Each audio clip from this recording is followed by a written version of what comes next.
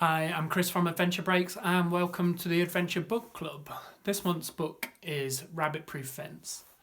This is a fascinating story. This is a true story. It's a bit of a tearjerker.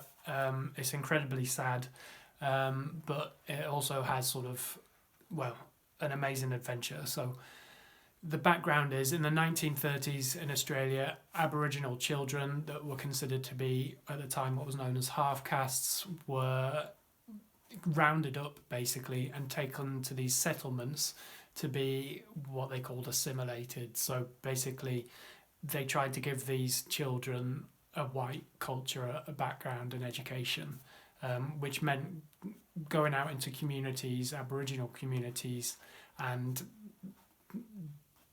taking these children, capturing them, and then taking them often thousands of miles away and raising them in these settlements instead, away from their friends and family and culture. And ultimately, I guess that's what they were trying to do, is to take their native culture out of them. So it's a really sad background, but this story is just fascinating in terms of it focuses on three girls, Molly, Gracie and Daisy. Molly's the eldest of them, she's 14. Daisy and Gracie are 8 and 11. So they get rounded up in the 1930s, taken to this settlement where they're not treated that well, they're not allowed to speak their original Aboriginal tongue. And so the girls plot to run away. And although they're over 1,000 miles from home, in Australia they had what they called the rabbit proof fence. So to try and stop the rabbits from spreading all across Australia, they'd literally put a fence right up across it, and they knew that that was close to their homeland. It also ran close to the settlement, and so they got onto this rabbit proof fence and they broadly try and follow it for over 1,000 miles. So you're talking about, as I say, a 14-year-old, an 8-year-old and 11-year-old girls all trying to travel pretty much across Australia for over 1,000 miles and survive on the way whilst evading capture at the same time. So it's an incredible story. It's quite a short read. You can get through this in almost hours, like definitely less than a day. You can read this book. The first half talks a bit more about some of their home life at the beginning and the politics around it, and then very much the second half is about sort of the adventure, for want of a better word, or escape, and making their way back home. So a very interesting read. It's really sad when you read at the end as well.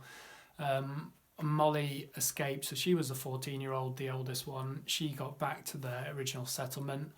I think they absconded into the bush so that she couldn't be recaptured so easily. She gets married. She has 2 daughters.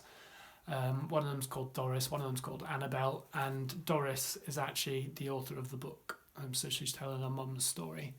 But basically, Molly ends up going into hospital for an appendicitis, and she gets recaptured there, sent back to this settlement along with her daughters as well. She managed to escape a second time, so this isn't in the book, but this is what you find out at the end, is that she escapes for a second time, does the same journey, but she can only take her 18-month-old with her, leaving Doris in the settlement. Eventually they catch up with her and take Annabelle off her again, so her second daughter off her, and she never sees her again. So it is quite sad. I don't know if bittersweet's the right word, but it's an incredible story of these 3 girls escaping the authorities to go back to their native lands and culture, as well as their family. Even more of a tragic twist, if that wasn't bad enough, Molly gets a letter and it tells her, this is when she's in the centre, that a lot of the people at her home have died from whooping cough, and I think it's her niece as well also dies from self-inflicted wounds, which they believe was related to the stress of Molly and the other 2 girls being taken away. So it's very sad, but the book, although it's a sad story and premise, the book sort of doesn't really dwell on that incredibly. It's just almost an epilogue at the end.